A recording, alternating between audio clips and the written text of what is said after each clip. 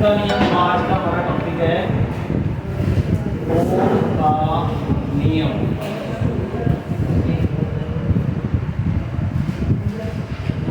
ठीक है, ओम के नियम के अनुसार आप सभी को पता होगा ओम का नियम क्या है, 10th के अंदर हमने पढ़ा हुआ है।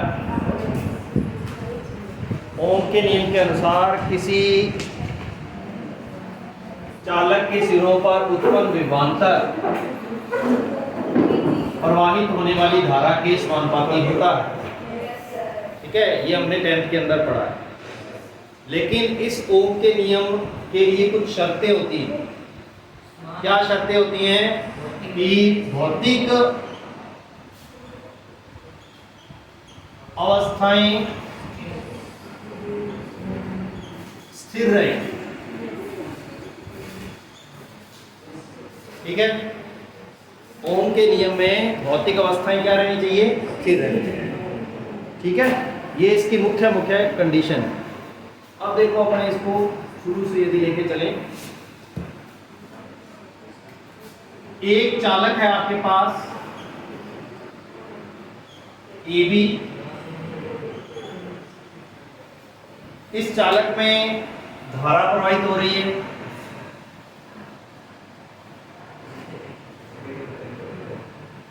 ठीक है, यहां पर चालक के अंदर क्या पाए जाते हैं? मुक्त इलेक्ट्रॉन पाए जाते हैं। वो मुक्त इलेक्ट्रॉन जैसे ही हम इस चालक पर बाह्य विद्युत क्षेत्र लगाते हैं, मुक्त इलेक्ट्रॉन कौन से वेग से गति करते हैं? अपवहन वेग से गति करते हैं, वीडी। अपवहन वेग क्या होता है? वीडी। उससे गति करेंगे। कैसे गति करेंगे? बी से ए की ओर यदि इलेक्ट्रॉन गति करते हैं तो विद्युत धारा ए से बी की ओर चलती है। विद्युत धारा ए से बी की ओर चलती है, मतलब इलेक्ट्रॉन बी से ए की ओर आ रहे हैं। ऐसे क्वेश्चन भी बन सकता है। ठीक है, तो ये कोई चालक है, चालक में मुक्त इलेक्ट्रॉन पाए जाते हैं और मुक्त इलेक्ट्रॉनों का जो अपवाह होता है या चलना होता है बाह्य विद्युत क्षेत्र की उपस्थिति में, उसको हम कहते हैं अपवाह वेग। अपवाह वेग के कारण मुक्त इलेक्ट्रॉन चलते हैं। ठीक है, अब ये इलेक्ट्रॉन चलेंगे भी क्यों? उसके लिए क्या होना जरूरी है? विभवांतर। क्या होना जरूरी है? विभवांतर होना जरूरी है। ठीक है, यदि ए सिरा और बी सिरा जो चालक का है उसके सिरों के मध्य विभवांतर मौजूद होगा, तभी इलेक्ट्रॉन जो है वो गमन करेंगे। ठीक है, और इलेक्ट्रॉन के गमन होने से क्या प्रवाहित होगी चालक में? विद्युत धारा। तो इसका मतलब हम डायरेक्टली ये कह रहे हैं कि जो विभवांतर है वो चालक में प्रवाहित होने वाली विद्युत धारा के समानुपाती होता है। ठीक है, कंडीशन ये है कि भौतिक अवस्थाएं स्थिर रहनी चाहिए। भौतिक अवस्थाएं कौन कौन सी? जैसे ताप, दाब, घनत्व, अनुप्रस्थ काट क्षेत्रफल, लंबाई, ये सारे क्या रहने चाहिए? स्थिर रहने चाहिए। तो स्थिर अवस्था के अंदर किसी चालक में चालक के सिरों पर जो उत्पन्न विभवांतर है वो प्रवाहित होने वाली धारा के समानुपाती होता है। इसी को हम क्या कहते हैं? ओम का नियम कहते हैं। किसी चालक की भौतिक अवस्थाओं को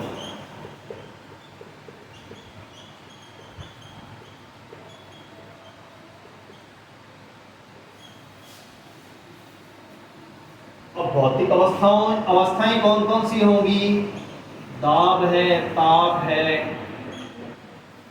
लंबाई, अनुप्रस्थ काट क्षेत्रफल आदि।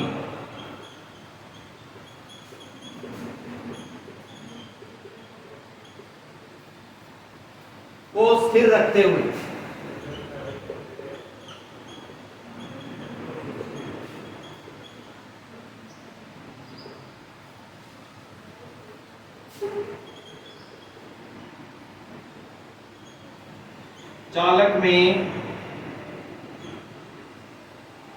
चालक की भौतिक अवस्थाओं को स्थिर रखते हुए चालक में विद्युत धारा प्रवाहित करें।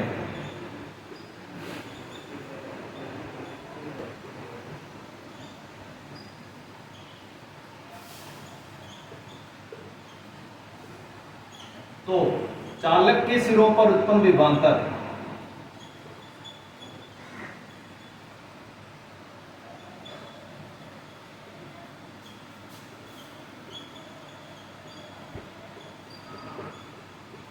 चालक में प्रवाहित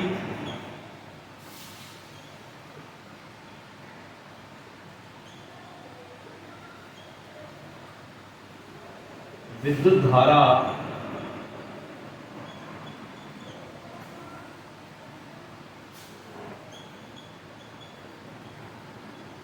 के समानुपाती होता है।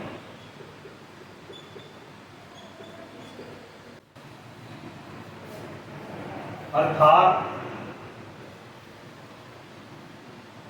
V समानुपाती I,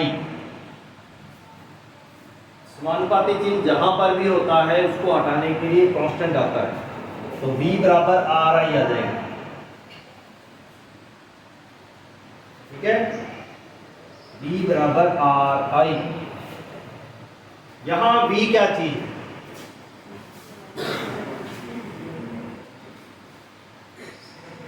चालक के सिरों के मध्य उत्पन्न विभवांतर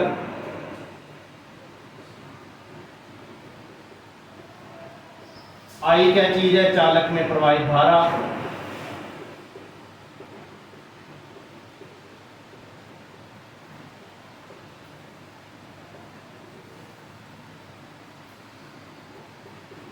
R क्या चीज है, चालक का प्रतिरोध।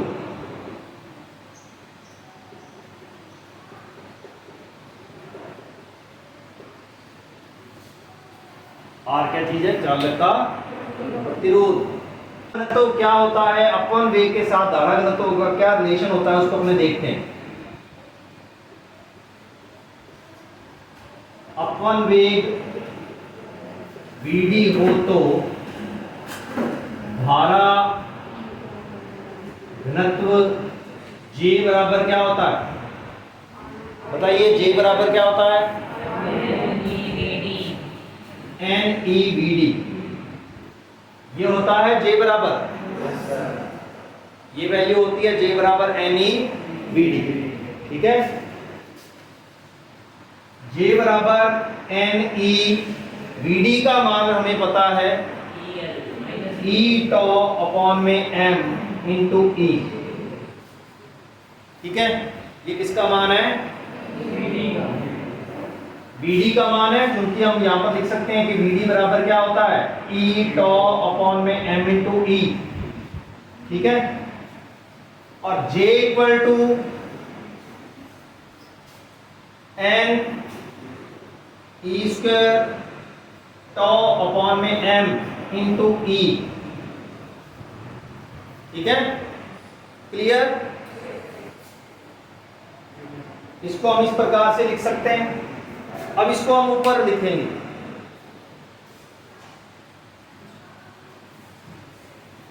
J इक्वल टू ये वाली जो वैल्यू है NE स्क्वायर टॉ अपॉन में M, इसको मैंने मान लिया सिग्मा। अब ये कैसे है इसको भी समझाएंगे। J equal to sigma E। ठीक है, यहां सिग्मा क्या चीज है, NE स्क्वायर टॉ अपॉन में M जो है वो चालक की चालकता है, चालक की चालकता है। ठीक है, ये वाला जो नियम है, इस नियम को कहते हैं ओम का संक्षिप्त, ओम के नियम का संक्षिप्त रूप। ठीक है, इसको हम क्या कहेंगे, ओम के नियम का संक्षिप्त रूप। ठीक है, J equal to sigma E vector Ohm के नियम का संक्षिप्त रूप है। अब यहां पर क्या ये ओम के नियम V बराबर RI को फॉलो कर रहा है कि नहीं कर रहा है, इसको देखें अपने। ठीक है, तो मैंने यहां पर इसको J equal to sigma E को भी मैं ओम का नियम ही कह रहा हूं, तो क्या ये V बराबर RI बना रहा है कि नहीं बना रहा है, इसको देखेंगे अपने। ठीक है, तो देखो J बराबर हमें पता है I अपॉन A होता है, पता है कि नहीं, और E बराबर क्या होता है, V अपॉन L होता है। ठीक है, NEVD यहाँ पर था, यहाँ से अपने E की जगह पर V बटा L लिख दें, लिख सकते हैं ना। ये फार्मूला अभी तक तो यहीं तक ही चल रहा है। तो हमने कहा कि J equal to sigma E है, क्लियर, और J की वैल्यू है I upon A, sigma E की वैल्यू जो है वो V अपॉन L है, ठीक है। I बराबर, या इसको ऐसे कर दें, इनटू, ये देखो L इधर गुना होगा, बटा में A है, और ये सिग्मा बटा में चला जाएगा, कोई दिक्कत नहीं है यहाँ तक। सिग्मा को बटा में ले गए, ठीक है, A बटा में है ही पहले से, L इधर तिरछा गुना हो जाएगा, बराबर क्या बच जाएगा, इधर V बच जाएगा, ठीक है। आगे जब अपने टॉपिक पढ़ेंगे प्रतिरोधकता का, तब हमें पता चलेगा कि ये वैल्यू जो है वो R के बराबर होती है। प्रतिरोधकता वाला टॉपिक पढ़ेंगे आगे, ठीक है। तो ये वैल्यू जो है वो किसके बराबर हो जाएगी, R के बराबर हो जाएगी। तो I बराबर क्या हो जाएगा, I इंटू क्या हो जाएगा, R बराबर V, या हम क्या कह सकते हैं, V बराबर IR, ठीक है। J equal to sigma E से V बराबर IR लेके आ सकते हैं।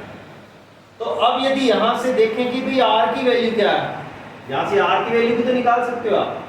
आपने कहा कि R की वैल्यू जो है वो क्या है हमारे पास, L बटा में A सिग्मा, सिग्मा है चालकता, सिग्मा क्या है, चालकता, ठीक है। और हमने इसको सिग्मा माना है, n square tau upon m को सिग्मा माना है, ये आपको दिख रहा है ना। सिग्मा बराबर क्या माना है आपने, n स्क्वायर टो अपॉन में m को आपने सिग्मा कहा, तो हम सिग्मा की जगह पर ये वैल्यू लिखते हैं, R बराबर क्या हो जाएगा, L बटा में A n e square tau upon में m ऊपर जाएगा, यानी कि R बराबर क्या आ गया, ml बटा में n e square tau into E।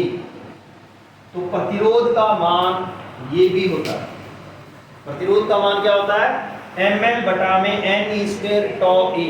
जब अपने अलग से टॉपिक पढ़ेंगे प्रतिरोध का, तब मैं आपसे पूछूंगा कि प्रतिरोध का मान टो के रूप में क्या होगा, ठीक है।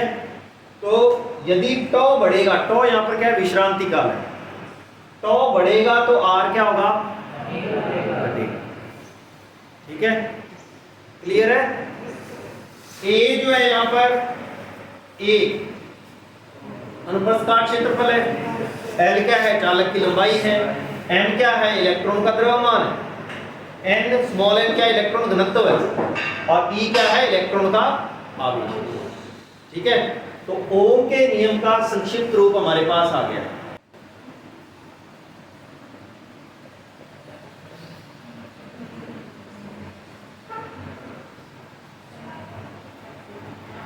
हमने इसका मैथमेटिकल पार्ट पढ़ लिया, V बराबर RI J equal to sigma E। अब ओम के नियम का प्रायोगिक सत्यापन, मतलब प्रैक्टिकल रूप में हम ओम के नियम को कैसे प्रूव कर सकते हैं। तो जब भी अपने प्रैक्टिकल करते हैं तो उसके लिए हमारे को एक प्रैक्टिकल सर्किट चाहिए, ठीक है, विद्युत परिपथ चाहिए, जिसके आधार पर हम इसका सत्यापन कर सकेंगे।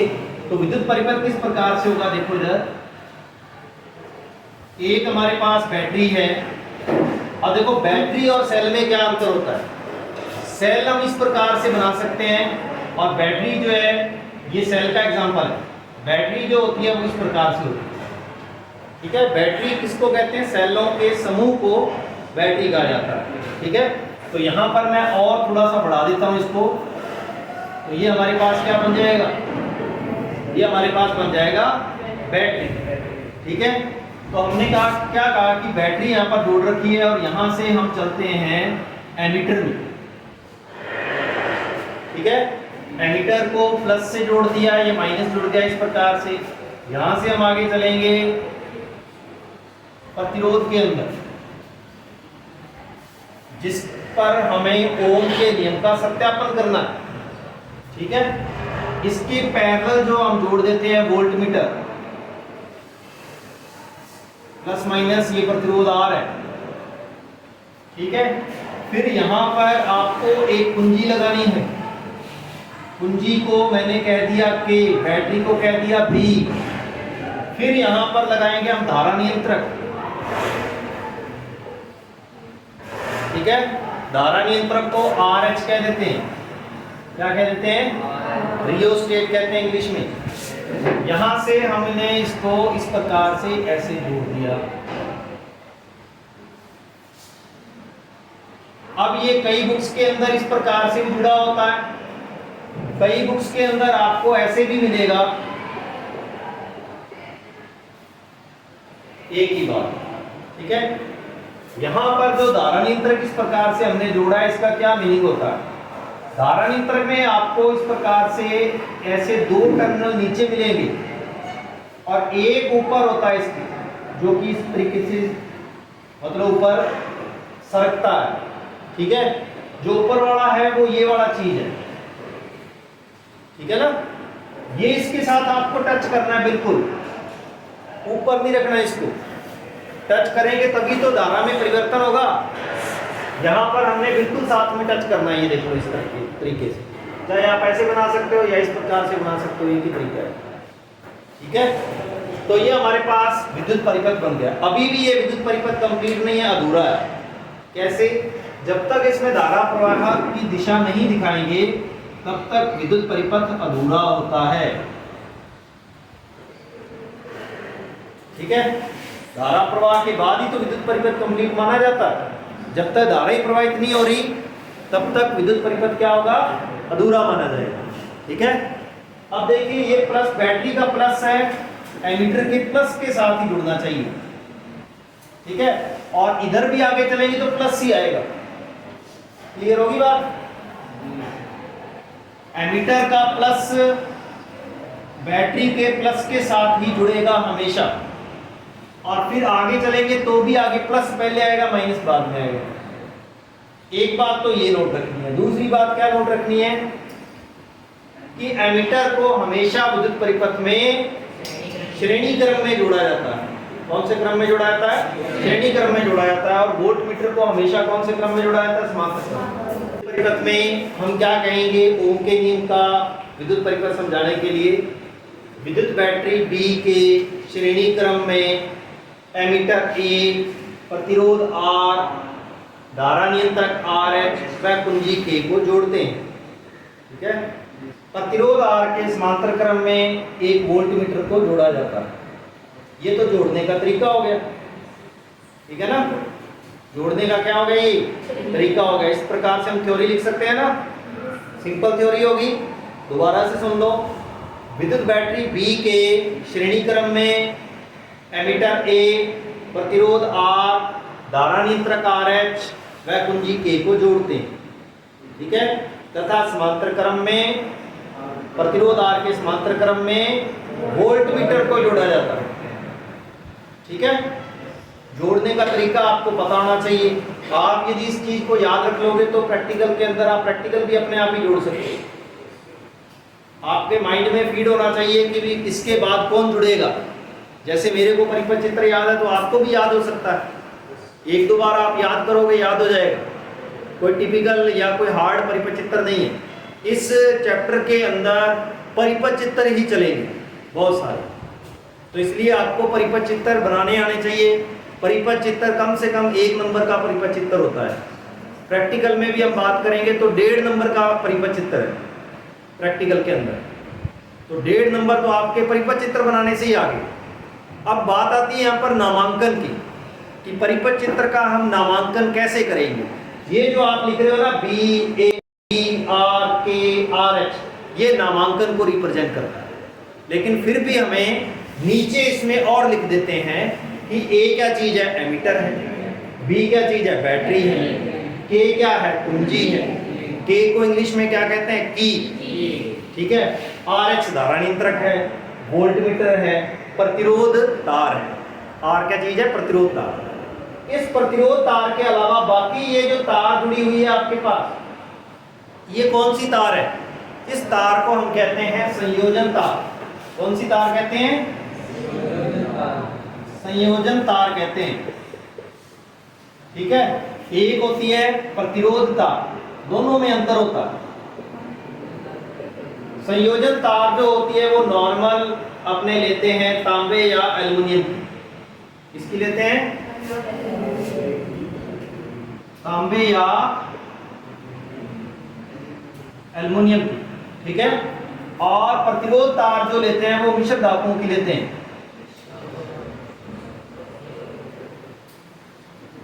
ठीक है। जैसे नाइक्रोम हो गया, ठीक है, या अपने कह सकते हैं यूरेका, कॉन्स्टेंटन, इस प्रकार के हम तार लेते हैं। हमारी लैब के अंदर जो प्रतिरोध तार है वो नाइक्रोम या यूरेका के हो सकते हैं, ठीक है। तो तार के बारे में क्लियर हुआ। प्रतिरोध तार जो होती है वो मिश्र धातुओं की होती है, संयोजन तार अलग होते हैं। अब इसको अलग अलग क्यों लेते हैं, इसका क्या रीजन है? मिश्र धातुओं का प्रतिरोध ज्यादा होता है, इसका प्रतिरोध कम होता है।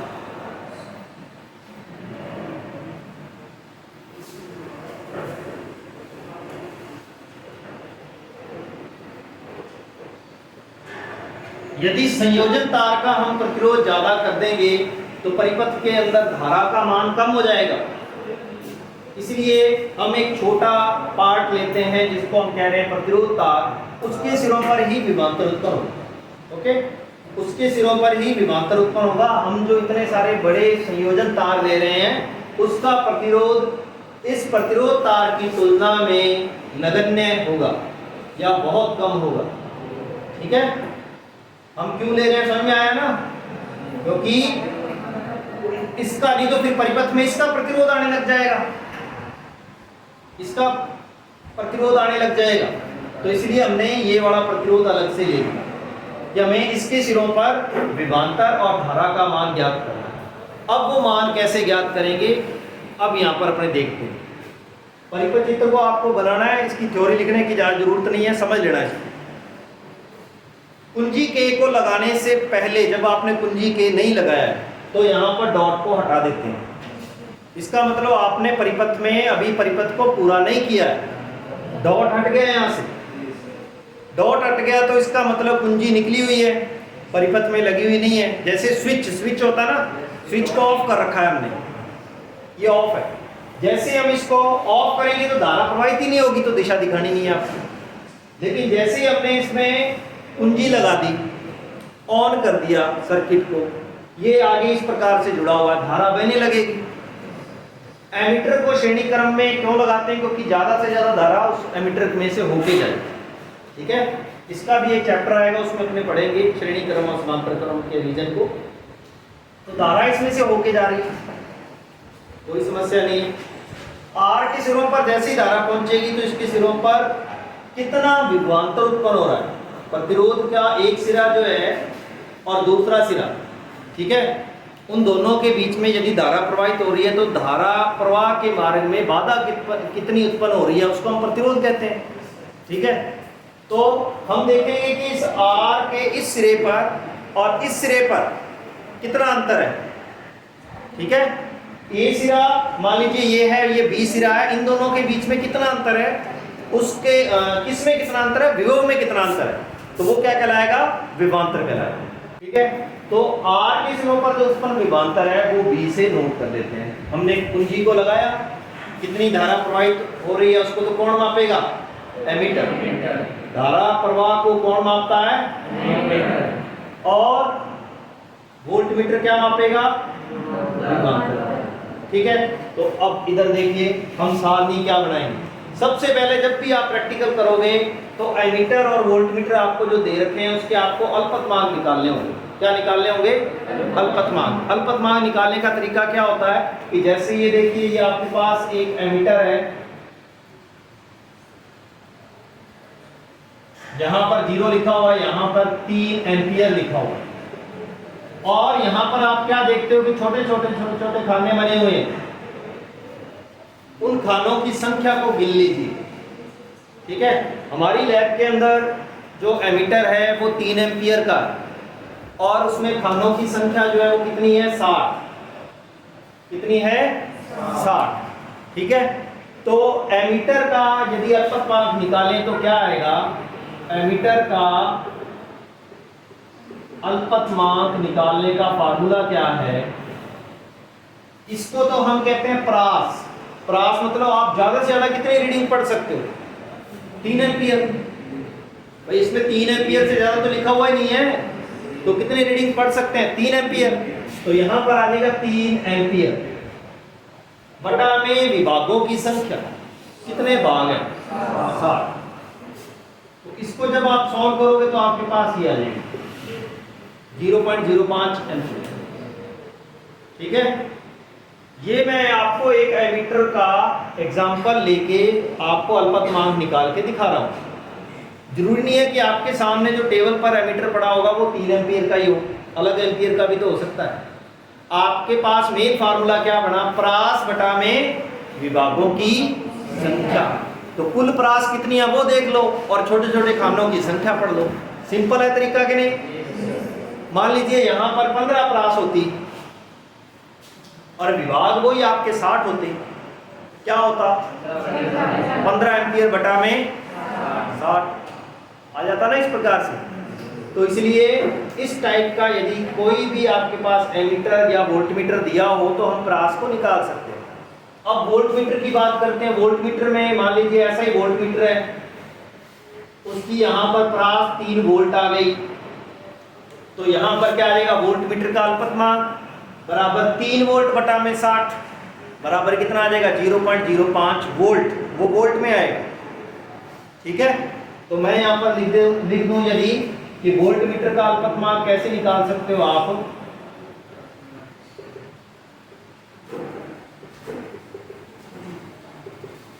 तीन वोल्ट बटा में 60 0.05 वोल्ट।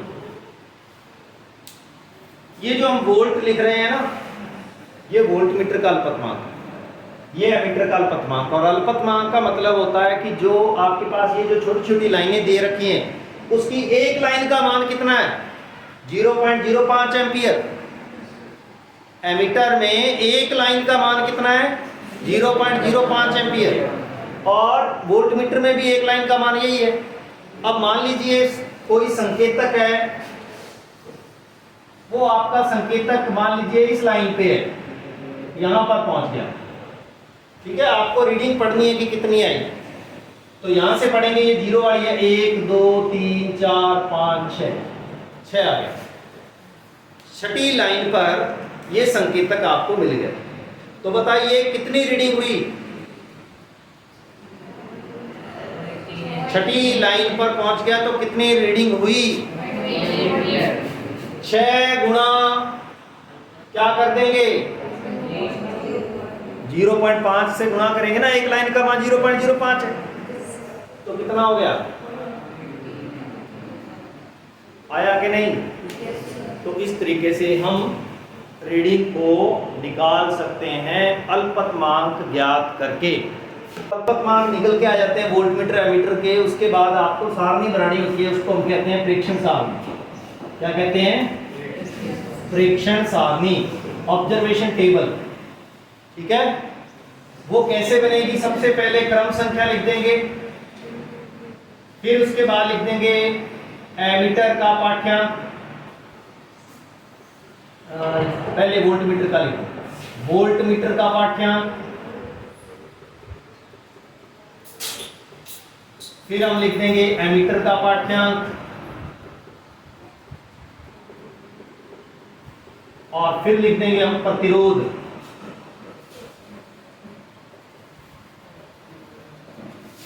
वोल्टमीटर का पाठ्यांक V होता है, एमीटर का पाठ्यांक A होता है, I लिख देंगे, इसको I होता है, और R बराबर क्या आ जाएगा? V बटा। ठीक है, एमीटर धारा को मापता है ना, तो इसलिए I लिख दिया। अब इसमें भी दो खाने अलग से फिर बन जाएंगे। यहां पर तो आएगा संपाती चिन्ह N, और यहां आएगा N इंटू अल्पतमांक। ऐसी यहां पर संपाती चिन्ह N और यहां पर आएगा N इंटू अल्पतमांक। अब हम आगे रीडिंग लेंगे। रीडिंग कैसे लेंगे? देखो इधर हमने कुंजी लगाई, धारा नियंत्रक से हम धारा को कम ज्यादा कर सकते हैं। मैंने क्या सेट किया? वोल्टमीटर पर विभवांतर को सेट किया और फिर देखा कि इसमें धारा कितनी जा रही है। ठीक है, वोल्टमीटर में विभवांतर को सेट किया। मान लीजिए मैंने 5वीं लाइन पर सेट कर लिया, पहला परीक्षण ले रहा हूं। धारा नियंत्रक की सहायता से वोल्ट मीटर पर रीडिंग को मैंने 5वीं लाइन पर सेट कर लिया, ठीक है, और फिर अल्पतमांक से गुणा करके यहां पर रीडिंग लिख लेंगे। इसके साथ 5वीं लाइन कह रहा हूं, 5 के साथ कोई भी मात्रक नहीं आएगा, क्योंकि मात्रक अल्पतमांक के साथ होता है कि नहीं? तो 5 के साथ अल्पतमांक का गुणा कर देंगे, कितना आ जाएगा बताओ? 0.25 ऐसे लिखते हैं। अब मैंने क्या किया, इसको 5वीं लाइन पर सेट किया था और मैं मीटर में देखता हूं तो ये पाता हूं कि इसमें रीडिंग जो है वो तीसरी लाइन पे आ रही है। कौन सी लाइन पे आ रही है? तीसरी लाइन पे आ रही है। और फिर कितना हो गया? क्लियर? ठीक है, पहली रीडिंग आ गई। अब दूसरी रीडिंग कैसे लेंगे? मैं फिर धारा नियंत्रक पे जाऊंगा, धारा नियंत्रक को चेंज करूंगा और वोल्ट मीटर को सेट करूंगा, मान लीजिए 10वीं लाइन पर। कौन सी लाइन पर? 10वीं लाइन पर। दूसरा परीक्षण ले लिया मैंने 10वीं लाइन पे, ठीक है, और इसको गुणा करेंगे तो कितना आ जाएगा? और मैं क्या देखता हूं कि उधर एमीटर के अंदर रीडिंग 6 आ रही है, छठी लाइन पे आ रही है। कितना आ गया?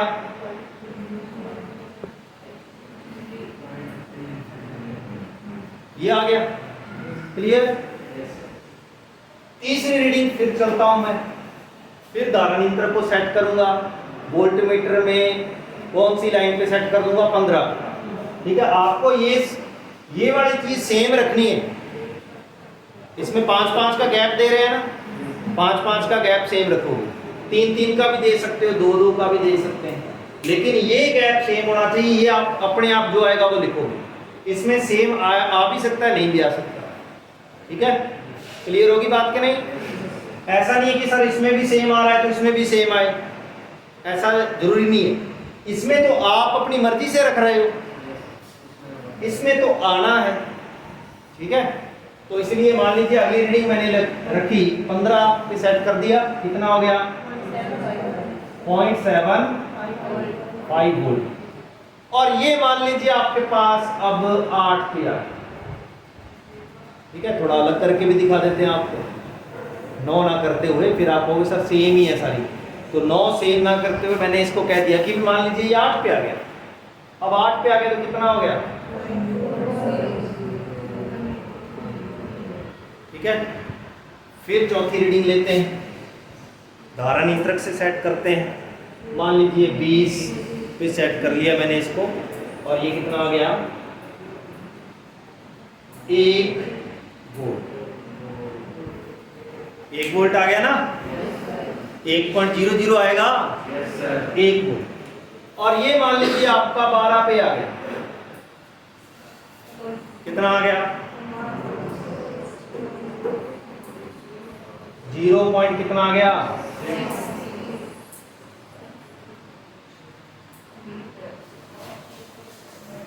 एम्पियर, ये बोल। ऐसे ही हम और रीडिंग भी ले सकते हैं। ये मैंने 4 रीडिंग लेके आपको बता दी किस प्रकार से हम रीडिंग को सेट कर सकते हैं। अब आपने रीडिंग ले ली, इसकी कैलकुलेशन करोगे, R बराबर V बटा I निकालोगे। तो R बराबर V बटा I का मतलब क्या है? V क्या चीज़ है आपके पास? ये है, I ये है, तो 0.25 बटा में 0.15 कट गया, इससे 25 बटा 15 आ गया, 5 बटा 3 यानी कितना आ गया? 1 पॉइंट कितना आया? हाँ, 1.67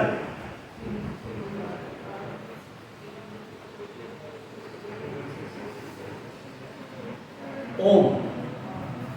क्लियर? फिर आगे रीडिंग लेते हैं, 0.5 है, ये 0.30 है, 0.5, 0.3, ये भी सेम ही आएगा। आगे रीडिंग लेते हैं 0.75 बटा में 0.40, ये कितना आएगा?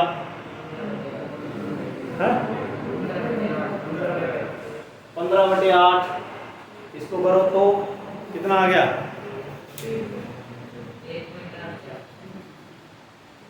1.8 8 के आसपास आगे चलो, आगे करें तो ये भी 1.67 के आएगा। तो हम क्या देख रहे हैं कि R का मान लगभग एक जैसा आ रहा है। ठीक है, R का मान क्या आ रहा है, लगभग एक जैसा, 1.6 1.8 के आसपास लगभग बराबर सा ही है। तो बराबर सा R का मान आ रहा है। तो हम इस प्रैक्टिकल से ये प्रूफ कर रहे हैं कि R कांस्टेंट है। ठीक है, और ओम के नियम का सत्यापन हो रहा है। V के साथ साथ देखिए I भी बढ़ रहा है। ये 3 था, ये 5, ये 10 था, ये 6, 3 से 6 आ गया, 6 से 8 आ गया, 8 से 12 आ गया। ठीक है, समानुपाती रूप से बढ़ रहा है, लगभग बराबर सा ही रह रहा है गैप।